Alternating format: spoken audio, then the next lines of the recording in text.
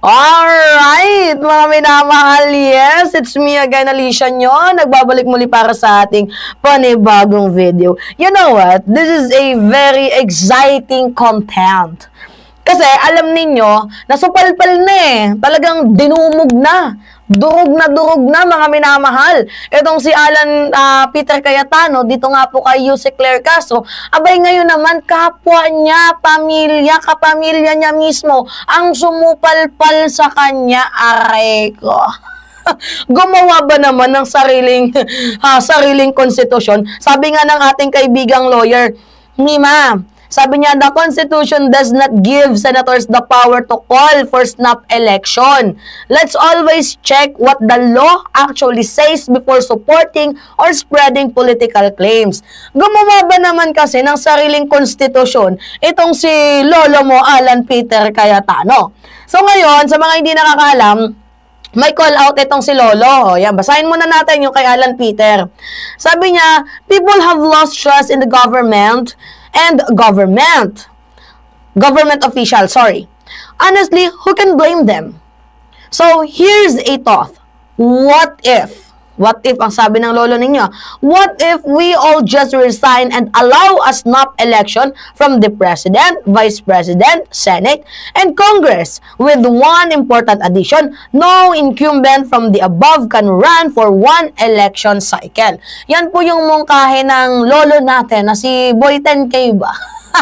Boy 10K Alan Peter Cayetano. And guess what, mga minamahal? This is a exciting part. Sarili niya mismong kamag-anak ang bumalahura sa kanya, dumurog sa kanya. Talagang literal na dumug eh. Itong lolo ninyo. Alam nyo kung ano yung pagkakasabi? Let's lead. The Senate will function without the Cayetanos, while Taguig has a very capable vice mayor. I will support further that no Cayetano should run in 2028. Lahat tayo. Diba? Ako, ang daming what if din na pumapasok sa isip ko. What if all political dynasty will resign starting from Cayetanos? Diba? Sa mga Cayetano, what if simulan mo, Alan Peter Cayetano? You know what? Ito yung nakakatawa kasi. Si Cayetano parang, parang kabuti na bigla-bigla na lang nagsasalita na ang daming hanas. Diba? You know, if you are really serious sa binitawan mong statement, by all means, dapat ikaw yung gumawa, ikaw yung nagsakripisyo, ikaw yung nauna. Hindi yung, ang dami mo pang what if na nalalaman, dapat sinimulan mo. At beside, nakalagay ba yan sa ating konstitusyon? Diba? Mga minamahal, sabi nga ng ating kaibigan, resign, but those with pending case of corruption should not be allowed to run for any election, local or national level. Alam ninyo, sa sinabi ni Lino, we agree na mayroon din naman kahit papaanong Cayetanong may matinong pag-iisip. You know, Lito Cayetano is very sincere in his reason, his statement, to the point na, wow, I will give you a salute. Proud of you, sir. Talagang ikaw yung isa sa mga Cayetano na nagpapatunay na hindi lahat ng Cayetano ay masama ang pag-uugali. Diba, mga minamahal?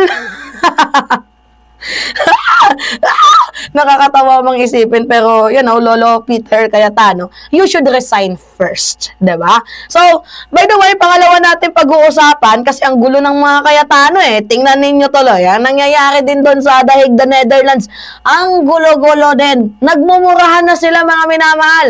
Tingnan niya, may papakita ko sa inyong video. Nakakatawa din yung mga DDS ngayon kasi sila nag-aaway. Kasi may team Alpotera, may team Hanelet, may team Bongo, may team Zimmerman. Ang gulo nila, to be honest. Practically, mga minamahal, para silang mga bubo ba? Sa madaling sabi, kayo-kayo na nga lang yung magkakampi, kayo-kayo pa to yung nag-aaway. Di ba dapat sana pinapalakas ninyo yung sarili ninyo, pinapalakas ninyo yung kampo ninyo, nagpapalakasan kayo, pinapalakas nyo ang bawat isa. Pero bakit ang nangyayari? Kayo-kayo yung nagbabangbangan. O tingnan nyo iskandalo talaga yung mga Pilipino doon sa The Netherlands, doon sa The Hague. O, kasi meron akong papakitang video. Tingnan nyo kung gaano ka-skandaloso.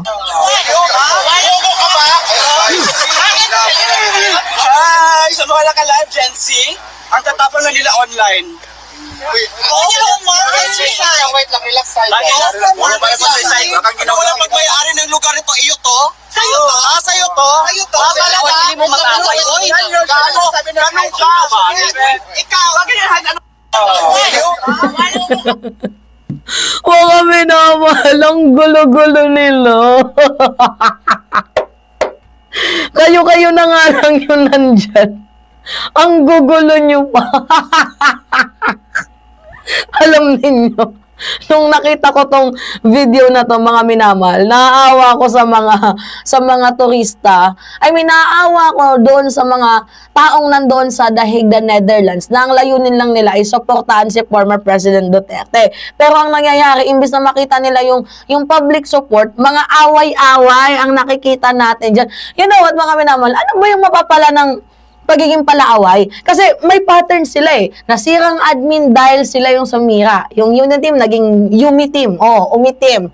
Di ba, pansinin ninyo, kung gaano sila tama lang yan. Deserve naman nila. Sige. Hayaan na natin. Sige, go lang. Mag-away kayo. Magpatayan kayo dyan. Go lang. Di ba, deserve ninyo yan. Oo. Tingnan ninyo, yung mga DDS ngayon, hindi talaga sila maayos. Talagang sila mismo, nag-aaway-away. Wala sila sa tamang pag-iisip. Wala sila sa tamang katinuan. I don't know kung nagpa-function pa ba yung mga brains nila. Well, ano pa nga bang aasahan natin?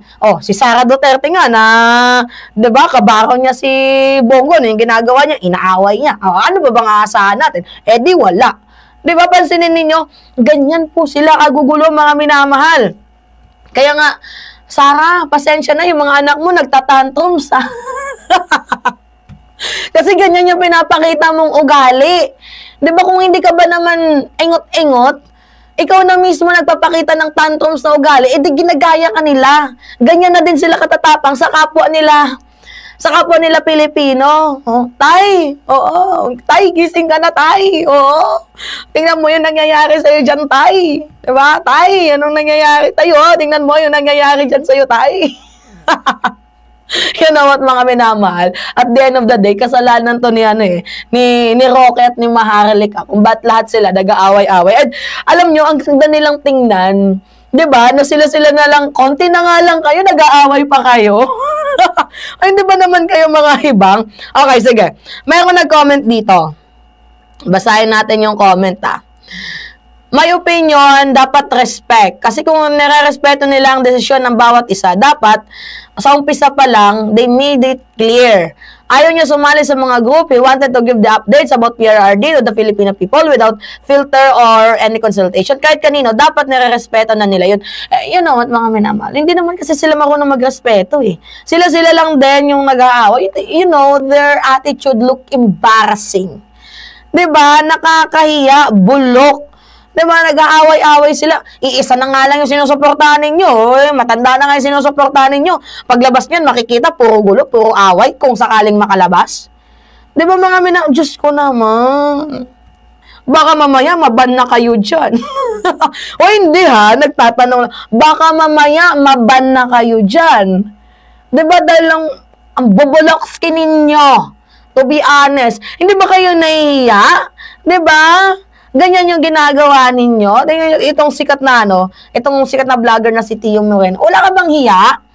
Hindi ka ba nahihiya na ganyan yung ginagawa ninyo dyan? Masyado kayong pasikat. Diba? Ginagaya niyo yung ugali ni Digong na mahilig makipag-away. Ginagaya niyo yung ugali ni BP Sara na mahilig mag-tantrums. Ano dyan? Pumunta kayo sa ibang bansa para manggulo? O paano pag hindi na kayo pinapasok dyan? Paano kung what if lang wala nang pwedeng Pilipino ang umaligid-aligid dyan dahil sa mga ginagawa ninyo. Diba? At the end of the day, sisisihin nyo na naman yung International Criminal Court. Diba? You know what, mga minamahal, yung mga taong yan, yung mga nandyan, lalo yung especially yung mga vlogger, they are funded. Sabi pa nga ni Katrina Enrile, they are funded.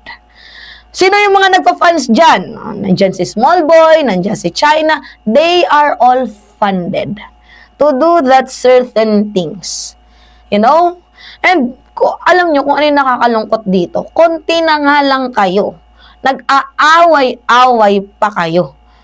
Diba? Dapat sana, tingnan ninyo, yung kakamping, yung loyalista, mayroong unity ngayon. Diba? Nagkakasundo. Pero kayo, ang gugulo ninyo. Oo. Hindi namin kayo magets. Oo. Natatawa na lamang kami sa inyo. Oo. Sa mga pinanggagawa ninyo, sa mga nababalitaan namin, sa mga nangyayaring ganap. Natatawa na lang kami sa inyo. 'Di ba? Ganyan yung drama nila eh. Away. Banatan ng banatan, sila-sila lang din. Alam nyo, nangyari yan yung sa panahon ni yung panahon ng eleksyon. Nangyari yan, oo. Naranasan ko din yan kasi may mga tao na ayaw supportahan si ganito, ganyan. Gusto nila yung opinion nila, gustong maging entitled, ganon. Eh ako hindi naman pwedeng husgahan yung opinion ko. Kaya nga ako mayroong sariling vlog, di ba? Mayroon akong sariling vlog para mag-content ako ng gusto ko, yung opinion ko, yung hindi ako naanuhan ng iba. Kaya ako nag-content tapos gusto ninyo sundin ko kayo. Ano kayo mga hilo? Bobo ba kayo? Mga jutang gininang Genemes. Parang mga baliw, no? Mga minamahal. Ano yan? Yung mga nandyan, mga gumagamit ba yan? Parang mga mga dick. Diba? May iniinom ba kayo? Ano lang pumapasok sa mga isip ninyo? Diba? Nakakahiya kayo sa ibang bansa. Pinapakita nyo lang yung mga Pilipino ay walang manners. Dapat sana tingnan nyo, si Enzo Recto, pumunta dyan. Wala namang away na naganap, diba? Dapat ganun sana. Ewan ko ba? Dami bubu eh. Bubu talaga. Nakakainis. Nanggigigil ako. Gusto kong makisama sa bakbakan. Gusto kong makipag-ganun. Diba mga minam? Nakakaloka. Anyway, ang daming bida-bida. Sige lang, magtagaan lang kayo eh. Yun yung deserve ninyo. Go ahead. Sige, magtagaan kayo. Alright, mga minamahal. Yun po, kayo, ano masasabi ninyo? Pahingi lang ako ng comments, likes, and share. And also, don't forget to click the subscribe and always hit ninyo mga minamahalang notification bell for more update. Maraming salamat at ingat, mga kababayan.